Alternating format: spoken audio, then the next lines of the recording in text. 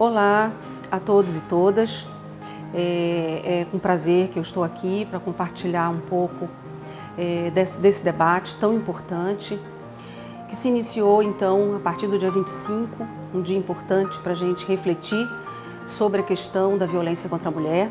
Então esses próximos 16 dias são importantes para a gente refletir, primeiro, por que a violência contra a mulher ainda continua tão presente, por que é um tema ainda tão forte, tão difícil de enfrentar e principalmente o que a gente pode fazer como cidadão, como profissional da área da assistência, da saúde, da educação, enfim, toda a sociedade, o que a gente pode fazer para enfrentar esse tema que é tão difícil, que ainda assola a nossa sociedade, as famílias, as crianças.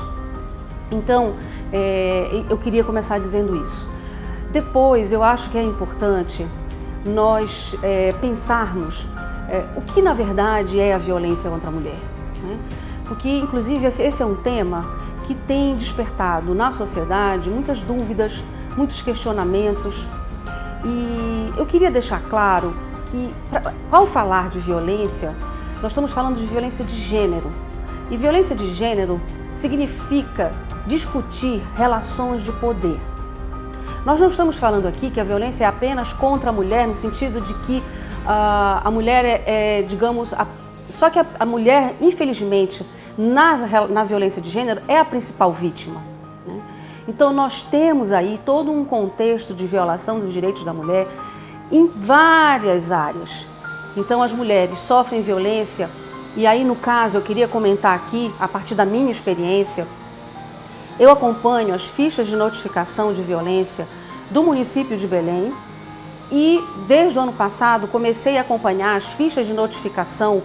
O que é a ficha de notificação? É uma ficha que todo profissional tem a obrigação de preencher, inclusive é uma lei, se não estou enganada, desde 2003, né, que obriga todo profissional que tiver conhecimento que uma mulher está sendo vítima de violência, e também no caso crianças e adolescentes, você é obrigada a notificar. Ou seja, você precisa preencher essa ficha, a mulher precisa ser encaminhada, não só para o atendimento, mas a gente precisa iniciar, portanto, com a notificação, uma linha de cuidado. O que isso quer dizer? Que além do atendimento, eu preciso encaminhar a mulher, orientar a mulher, né, a fazer uns procedimentos para a responsabilização. Se isso não acontecer, a gente vai continuar apenas reproduzindo um padrão de violência que a gente já conhece, e essa mulher não sai desse processo de vitimização. Então é muito importante que nós reconheçamos a violência, porque às vezes a própria mulher tem dificuldade de revelar isso.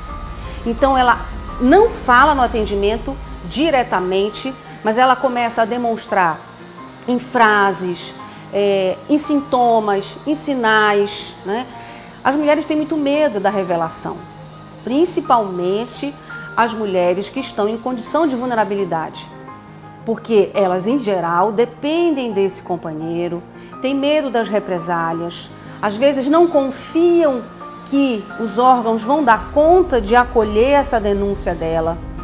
Elas têm exatamente dificuldade, vergonha, têm medo que as crianças, no caso quando essas mulheres têm filhos, quais são as consequências para as crianças. E no tempo da pandemia para cá, né, de março para cá, o que a gente tem observado, e eu tenho acompanhado em alguns seminários que eu participo, diálogo com profissionais da rede, é que as mulheres ficaram, obviamente, com mais dificuldade de fazer essa denúncia. Então, a ponte, né, o canal, melhor dizendo, que as mulheres encontraram para fazer essa denúncia foi o Disque 180. Tá? Então, é muito importante que a rede comece a estabelecer esse canal de comunicação com o Disque 180, com as delegacias, né, com as unidades de saúde, para que a mulher se sinta acolhida nesse momento. Outra coisa que é super importante é que essa mulher, além de acolhida pelos profissionais da educação, da saúde, ela precisa de assistência social. Se essa assistência não acontecer, se ela continua nesse processo, né, ela vai ter mais dificuldade ainda de ter coragem e de sair dessa situação. Muitas mulheres, às vezes, elas dizem: eu não quero fazer a ocorrência policial.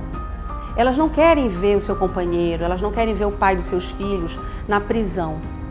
Acontece que, como o poder público, como as políticas públicas, elas não fazem o acompanhamento desses autores de violência, a reincidência é muito grande. Então, eles também, é muito importante chamar a atenção disso, né? A mulher precisa de atendimento, mas o homem também precisa. A questão é de gênero, a questão é dessa relação que está adoecida, que está com dificuldades, que passa por um processo, infelizmente, histórico-social, onde os homens acham que têm esse direito de machucar, de agredir, de desqualificar, né, de mandar, de impor. E as mulheres, em geral, acreditam que elas têm esse lugar de submissão. Em outros momentos, as mulheres enfrentam isso. E nesse momento de enfrentamento é que muitas das situações de violência ocorrem.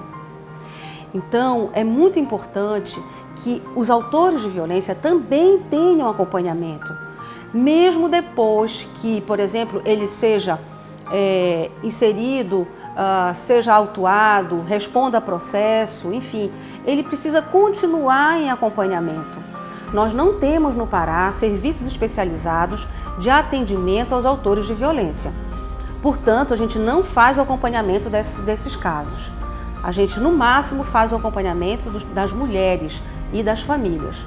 Então, assim, em resumo, é importante que a gente perceba qual é o nosso papel como profissional, que a gente faça esse acompanhamento, que a gente faça a notificação, porque sem a informação, o poder público, o gestor público, não tem como planejar ações de enfrentamento.